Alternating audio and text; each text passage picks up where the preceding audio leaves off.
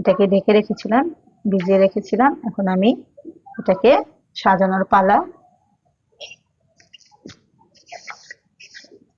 পিঠাগুলোকে আমি এখন সাজিয়ে নেব। তার আগে আমি একটু এটা পিঠার ছাঁচ নিয়েছি, এটার মধ্যে একটু চালটা ছিটিয়ে ফেলে দিলাম যাতে সহজে ছুটে যায়।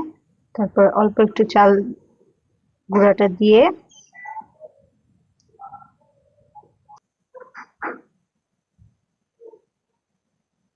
চালগুলোকে হালকা করে আমি প্রেস করব। তারপরে দিয়ে দিব, বেশি জোরে করা যাবে না, হালকা করে প্রেস করে নিব। তারপরে দিয়ে দিব গুড়।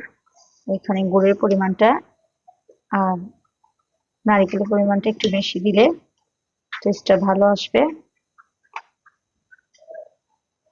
তারপরে আবার একটু চালের গুঁড়া,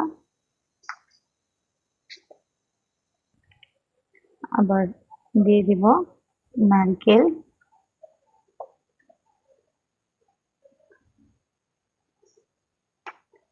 তারপরে আবার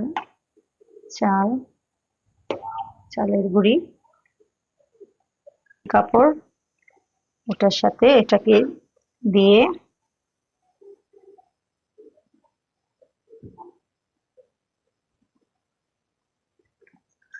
এভাবে মুড়িয়ে নিব। তারপর চুলায় এখানে